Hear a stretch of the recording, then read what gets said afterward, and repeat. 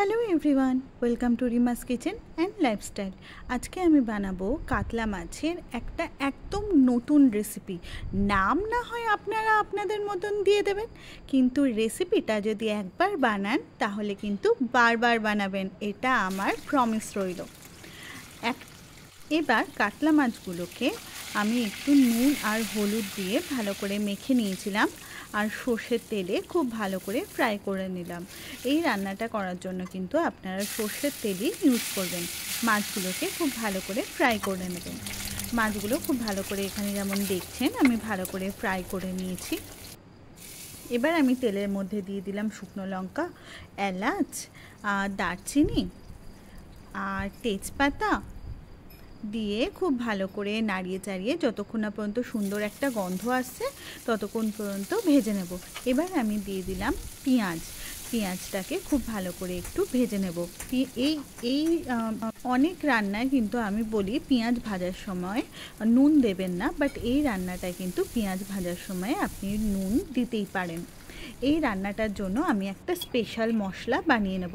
তাহলে চলুন বানিয়ে নেওয়া যাক। এখানে আমি কিছুটা মৌরি নিয়েছি, কিছুটা পরিমাণে সর্ষে নিয়েছি, মানে কালো সর্ষে, আপনারা সাদা সর্ষেও নিতে পারেন, একটু পোস্ত, একটু ধনে আর একটু মেথি, আর দিয়ে দিলাম পেঁয়াজ, রসুন দিয়ে এবার কাঁচা লঙ্কা, জিরে গুঁড়ো, এবার দিয়ে দেবো দই দিয়ে খুব ভালো করে এটা একটা পেস্ট বানিয়ে নেব। এবার ওই যে পেঁয়াজটা আমি ভাজছিলাম ওইটার মধ্যে দিয়ে দেবো, দিয়ে এবার খুব ভালো করে কষিয়ে নেব।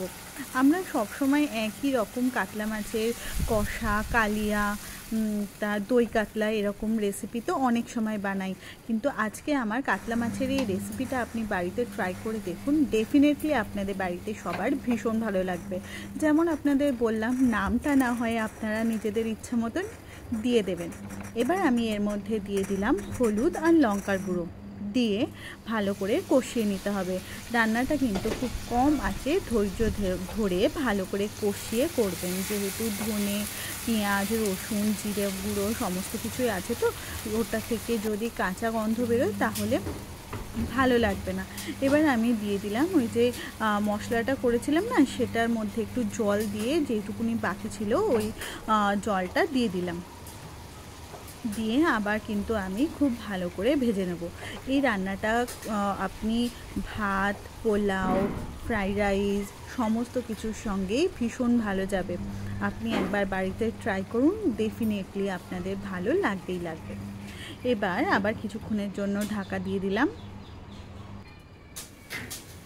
দেখুন কেমন সুন্দর তেল বেরিয়ে এসছে। যতক্ষণ না পর্যন্ত এরকম তেল বেরোবে আপনারা কিন্তু গ্যাসের ফ্লেমটা আস্তে করে ততক্ষণ পর্যন্ত ভালো করে কষিয়ে কষিয়ে রান্না করবেন। এবার ভালো করে আবার আর একটুখানি ভেজে নেব, দিয়ে দেখুন এবার কিন্তু খুব ভালো করে মশলা থেকে তেল ছেড়ে দিয়েছে। মশলা থেকে যতক্ষণ না খুব ভালো করে তেল বেরোবে আপনারা কিন্তু অ্যাট এ টাইম অনেকটা জল দেবেন না।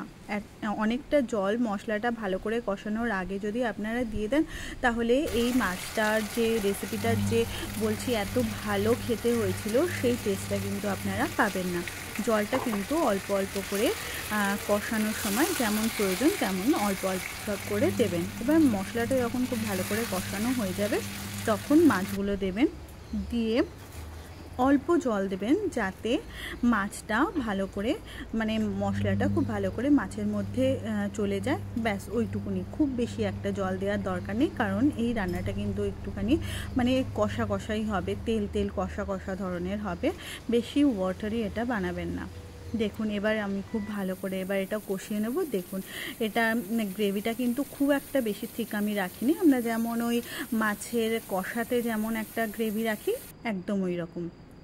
ব্যাস এবার আমার কাতলা মাছের নতুন ধরনের এই রেসিপিটা একদম রেডি। আপনারা বাড়িতে ট্রাই করুন, আপনাদের সবার ডেফিনেটলি ভালো লাগবে আর সবাই আপনার প্রশংসা করতে বাধ্য হবে।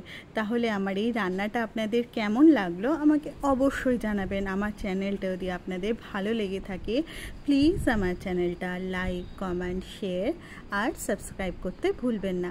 Thank you for watching.